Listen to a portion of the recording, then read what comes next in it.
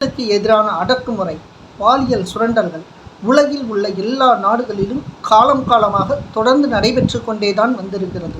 குழந்தை திருமணம், உடன்கட்டை ஏறுதல் என இந்தியாவிலும் இத்தகைய நிகழ்வுகள் தொடர்ந்து நடைபெற்று கொண்டே வந்திருக்கின்றன. அந்த வகையில் பல்வேறு நிகழ்வுகள் இந்தியாவில் பேசப்படக்கூடியதாய் இருந்த போதிலும் 1905ஆம் ஆண்டு நம் அண்டை மாநிலமான கேரளாவில் நடைபெற்ற ஒரு நிகழ்வானது ஒட்டுமொத்த இந்தியாவிற்குமே பேசுபொருளானது.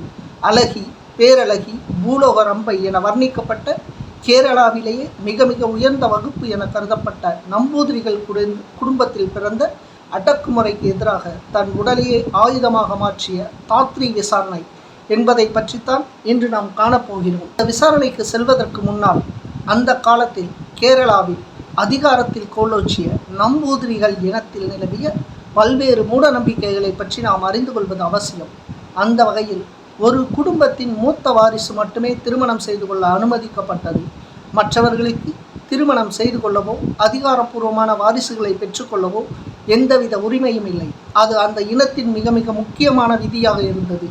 குடும்பத்தின் மூத்த விருப்பினர் இறந்து போனாலோ அல்லது அவருக்கு ஆண் வாரிசு இல்லாமல் போனாலோ அவருக்கு அடுத்து இருக்கக்கூடிய தம்பி திருமணம் செய்து கொள்ள அனுமதிக்கப்படுவார்.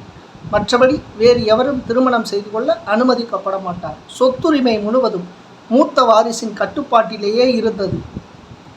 மற்றவர்கள் தங்கள் காம உணர்வுகளை தீர்த்து கொள்வதற்காக வேறு பல ஏற்பாடுகளும் இருந்திருக்கிறது. ஆனால் மூத்த வாரிசை தவிர பிறருக்கு திருமணம் செய்ய, சொத்துரிமை பெற, வாரிசுரிமை பெற எந்தவித அனுமதியும் இல்லை. இதில் இன்னொரு விஷயத்தையும் நாம் அறிந்து கொள்ள வேண்டியிருக்கிறது. ஒரு குடும்பத்தில் மூத்த உறுப்பினர் மட்டுமே திருமணம் செய்து கொள்கிறார் என்றால் அவர் திருமணம் செய்து கொள்ளக்கூடிய பெண்களின் எண்ணிக்கையும் மிக அதிகமாகவே இருக்கும். ஏனெனில் அந்த காலத்தில் ஜாதி விட்டு ஜாதி திருமணம் என்பது அறவே கிடையாது. அதுவும் குடும்ப கட்டுப்பாடு என்ற ஒரு முறையும் கிடையாது. அப்படி இருக்கையில் ஒரு குடும்பத்தில் ஒரு ஆணுக்கு மட்டுமே திருமணம், ஆனால் பெண்கள் 10-15 பேர் கூட பிறந்திருக்கலாம்.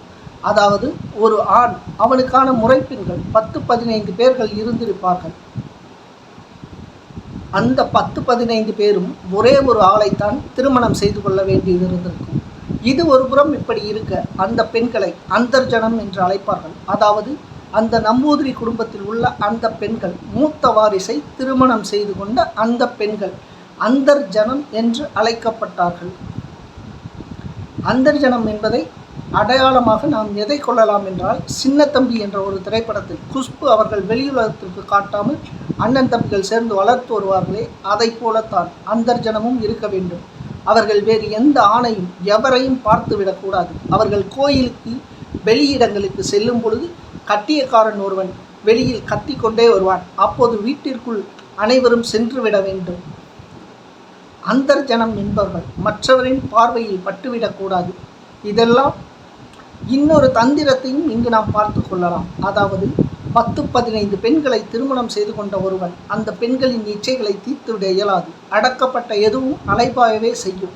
அந்த விதத்தில் இந்த பெண்கள் வேறு யாரையும் பார்த்து விடக்கூடாது, வேறு யாருடனும் தொடர்பு கொண்டு விடக்கூடாது என்பதற்காகவே இத்தகைய அடக்குமுறை கை கொண்டிருப்பதை நாம் தெரிந்து கொள்ளலாம்.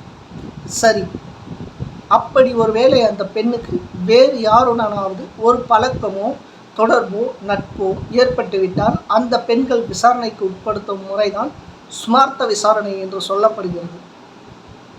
அந்த வகையில் தாத்ரி என்ற ஒரு பெண்ணிற்கு, குடியேற்றத்து தாத்ரி என்ற ஒரு பெண்ணிற்கு ஏற்பட்ட ஸ்மார்த்த விசாரணை அது ஒட்டுமொத்த இந்தியாவையும் எப்படி பரபரப்புக்குள்ளாக்கியது, எப்படி பேசுபொருளாக்கியது என்பதை பற்றி நாம் காணலாம். ஸ்மார்த்த விசாரம் என்பது அந்த நம்பூதிரிகளுக்கே உரியது. அதாவது அவர்களுக்கு நீதிமன்றம் மற்ற எதுவும் தேவையில்லை. அவர்களுக்குள்ளாகவே, அவர்கள் வீட்டிற்குள்ளாகவே விசாரணை செய்து கொள்ளப்படும். அந்த விசாரணை முறைக்கு பெயர்தான், அதாவது நீதிபதி என்று அறியப்பட்டவராம். அவரும் பெரும்பாலும் நம்பூதிரி இனத்தைச் சேர்ந்தவராகவே இருப்பார். அவர்களில் ஒரு மூத்தவராக இருப்பார், மதிக்கத்தக்கவராக இருப்பார்.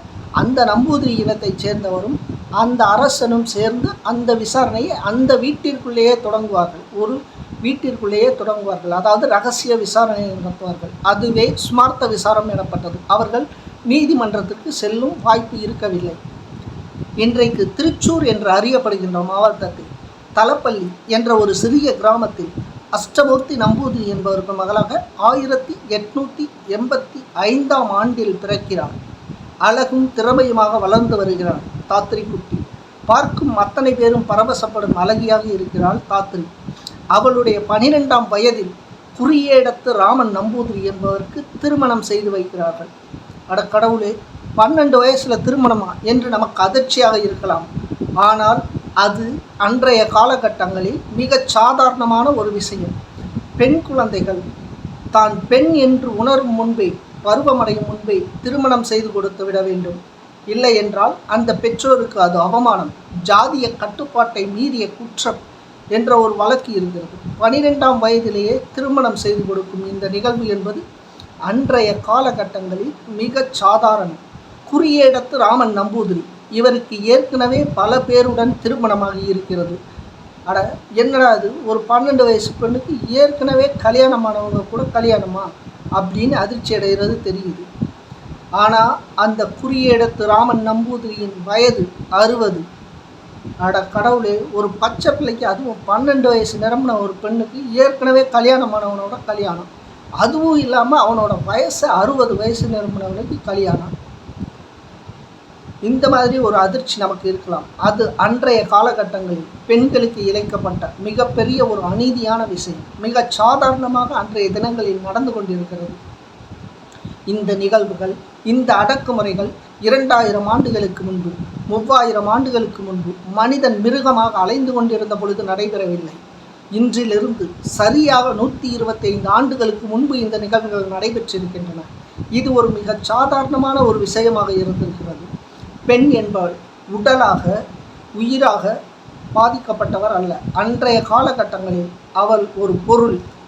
தந்தை குடும்பத்திலிருந்து கணவனின் குடும்பத்திற்கு கைமாற்றப்படக்கூடிய ஒரு பொருளாக மட்டுமே இருந்திருக்கிறாள்.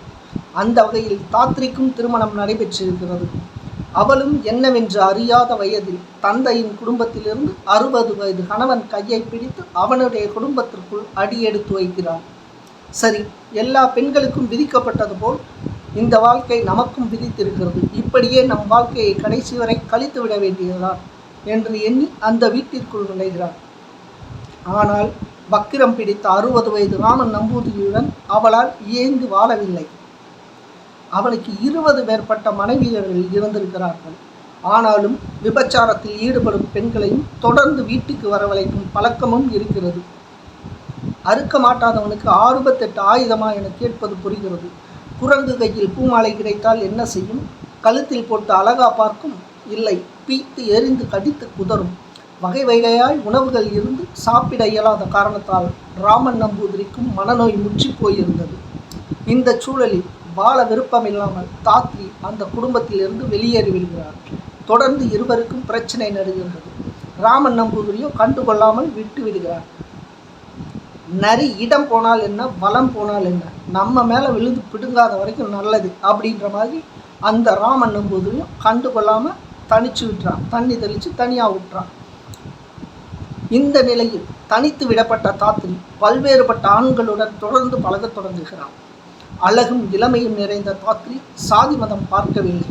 பல்வேறு ஆண்களுடன் தொடர்ந்து பழக்கம் ஏற்படுகிறது. அதுவும் சமூகத்தில் அப்போது இருந்த பெரும் புள்ளிகளுடன் பழக்கம் ஏற்படுகிறது. அதிகார வர்க்கத்தில் இருந்த அதிகாரிகளுடன் பழக்கம் ஏற்படுகிறது. பல்வேறு நபர்களும் வந்து போகிறார்கள். இந்த நிலையில் ராமன் நம்பூதிரி சும்மா இருந்தாலும் பக்கத்து வீட்டில் இருப்பவர்கள் சும்மா இருக்கவில்லை. தொடர்ந்து புகார்கள் வந்த வண்ணம் இருக்கின்றன. எனவே வேறு வழி இல்லாமல் ராமன் நம்பூதிரி தங்கள் ஜாதி சனத்திடம் முறையிடுகிறார். குல வழக்கப்படி விசாரணை நடத்தி தண்டனை அளிக்க வேண்டும் என கூறுகிறார். அன்றைய காலகட்டத்தில் நம்பூதிரிகள் தங்கள் ஜாதிக்குள் இருக்கக்கூடிய அந்தர்ஜனம் அவர்களை பற்றி விசாரிக்க சுமார்த்த விசாரணை என்ற ஒரு விசாரணையை வைத்திருந்தார்கள். அந்த வகையில் விசாரணை நடைபெறுகிறது.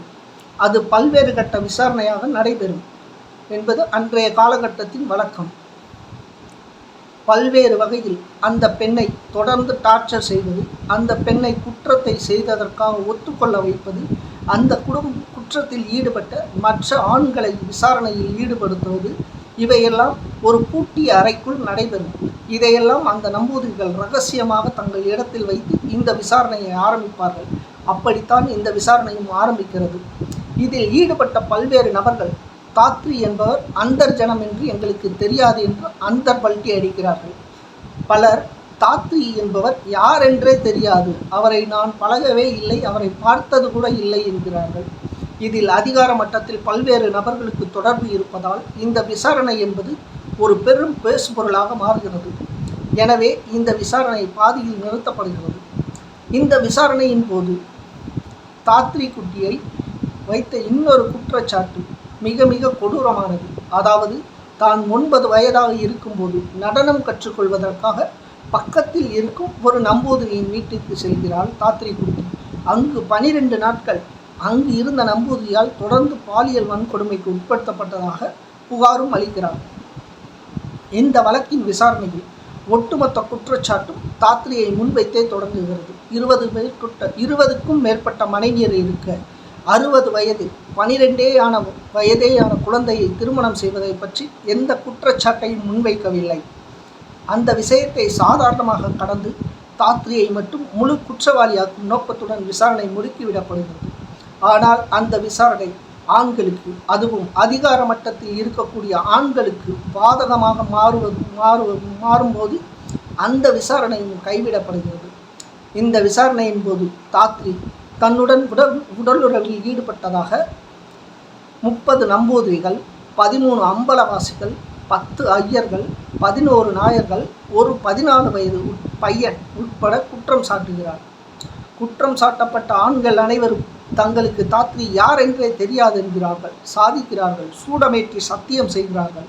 ஆனால் தாத்ரி அந்த விசாரணையின் போது தொடர்ந்து அவர்களை அடையாளம் காட்டத் தொடங்குகிறார். அவர்களுடைய அங்க அடையாளம், யார் யாருடன் எந்த தேதியில் என்பதையும், சிலரால் தனக்கு எழுதப்பட்ட காதல் கடிதங்களையும் ஆதாரமாக காட்டுகிறார். அனுபவிக்கும் போது அனுபவித்துவிட்டு பிரச்சனை என்றவுடன் தப்பித்து ஓட நினைப்பவர்களை ஆதாரத்துடன் அம்பலப்படுத்துகிறார். அந்த விதத்தில் 64 பேரை தொடர்ந்து அடையாளப்படுத்தி கொண்டிருக்கிறார். 65வது நபரை அடையாளப்படுத்த முற்படும் பொழுது அந்த விசாரணையில் பங்கெடுத்த அந்த ராஜா விசாரணையை நிறுத்தி சபை கலைக்கப்படுகிறது. அந்த 65வது நபர் அந்த ராஜாதான். அதனால்தான் அவர் அந்த விசாரணையை பாதியில் நிறுத்தினார் என்ற ஒரு குற்றச்சாட்டு கூட உள்ளது. விசாரணை பாதியில் நிறுத்தப்பட்ட பின்பு சாலக்குடி என்ற ஊரில் நதிக்கரையில் ஒரு வீடு அளிக்கப்படுகிறது தாத்ரிக்கு. அந்த வீட்டில் அவர் யாருடனும் பேசாமல் குடியேறுமாறு பணிக்கப்படுகிறது. ஆனால் தாத்ரி கிறிஸ்தவ மதத்திற்கு மாறுகிறார். ஒரு ஆங்கிலோ இந்தியனான கேங்பேன் இந்தியன் ரயில்வேயில் வேலை பார்த்த ஒருவரை திருமணம் செய்து கொண்டு கோயமுத்தூரில் கடைசி காலத்தில் தன் வாழ்க்கையை நிம்மதியாக கழித்ததாக ஒரு தகவல் இருக்கிறது. எது எப்படியோ தன் உடலை வைத்து தங்கள் இச்சைகளை தீர்த்து கொண்டு தன்னை மட்டும் குற்றவாளி கூண்டில் நிற்க வைத்து விசாரித்த அந்த பாதகர்களை, அவர்களின் முகமூடியை தன்னந்தனி பெண்ணாக நின்று